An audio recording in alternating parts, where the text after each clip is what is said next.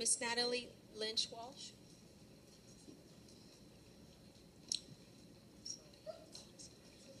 Followed by Miss Becky Blackwood. Hi, I'm Dr. Natalie Lynch-Walsh, and I'm the chair of the Facilities Task Force, and I live in Plantation, Florida. One of the things I'd like to mention briefly is when we realized that the task force would be relegated to 3 minutes, even though we're supposed to be part of the process, that didn't sit very well at all with the task force members at the last meeting. I'm going to try really hard to spit this out in 3 minutes, but like you just mentioned, we've been sitting here for 4 hours listening to everybody else. Additionally, on the 6th, we'll be having our next task force meeting, and on the 7th, the diversity committee will be meeting. So by the next workshop, when we're supposed to have real data and a real list, I'm requesting that we be allowed to interact with staff and ask questions during the process, because we're supposed to be part of the process, rather than sitting and waiting and just simmering for 4 hours, or whatever the time frame may be next time. So I'll put that in writing if you like. Okay. We have a process again, and I think it's pretty much delineated. So you're welcome to speak your 3 minutes, ma'am. And okay. All right. First off, the prioritization process versus the prioritized list. We're doing the methodology today, and since I have a PhD, I do understand methodology. But getting to the prioritized list, like the problem that we had is we don't have a big picture focus.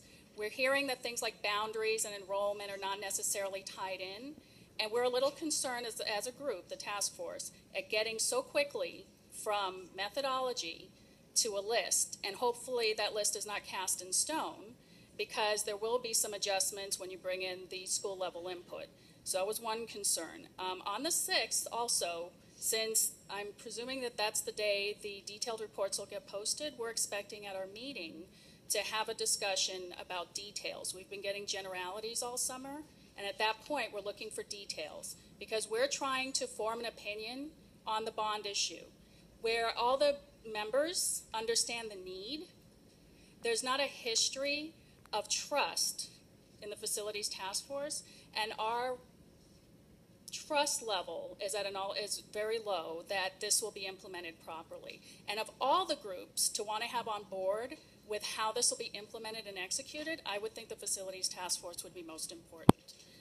Okay, RFPs and QSEC. Beginning tomorrow, I'll no longer be attending any of the QSEC pre-qualification meetings.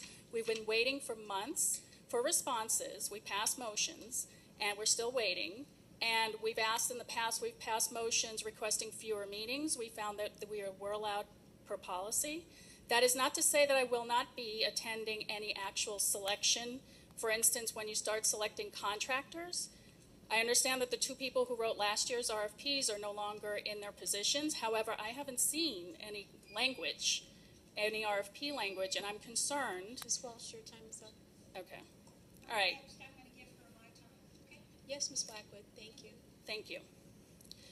I would like to think that as a chair of the Facilities Task Force, and because we are on QSEC, that I would see the RFP language and the process and the criteria. Because if I get in a meeting and I'm being asked to select a new contractor on vague criteria and qualitative evaluation criteria, and then we have a rating scale the same as last time, I'll just walk out. Because that'll tell me that our suggestions aren't being heard. And this is pretty basic. So I'd like to believe that won't happen, but that's what I'm going to do, because I will take action. Okay.